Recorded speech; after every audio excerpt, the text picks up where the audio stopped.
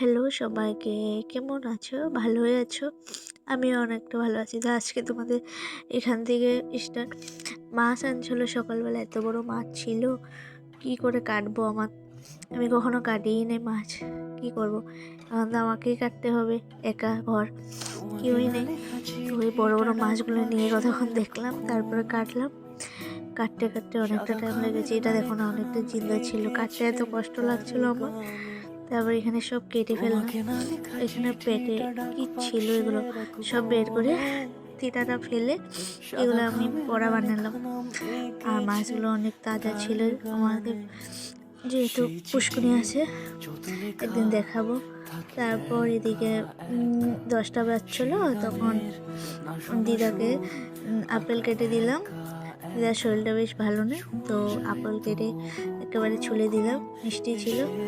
তো আমি দুটো খেয়ে আমি বললাম আমি যাই কাম করব, তুমি খেয়ে নাও। খেয়ে তারপরে এগুলো কাম করে স্নান করে মাছ ভাজলাম, ভেজে একটা দিলাম দিদাকে খেয়ে তারপর আমি আর এদিকে মাছ সবজিও হয়ে গেল।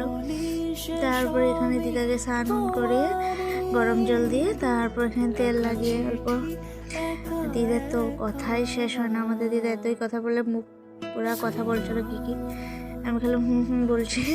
তারপর এদিকে চুলে তেল দিয়ে বেঁধে দিয়েছিলাম। আর দিদা তো দিদার কথা কি কি কাহিনী বলছে আর হাসছে, আমি তো কিছু খালি বলছি তারপর এদিকে অনেক দিন হয়েছে আমি ব্লগে নিয়ে আসি না, কি নিয়ে আসবো কিছু হলো না, তো ভাবলাম না আজকে একটা তোমাদের সাথে শেয়ার করি। তারপর তারপর এগুলো করে দিদাকে ভাসু খেয়ে এগুলো সব খাওয়ার পরে এগুলো করে তারপরে বসছিলো। তারপরে আমি ভাবলাম না আমি যাই বাইরে কাজ করব, এগুলো করে চলে গেলাম দিদাকে পরিষ্কার করে।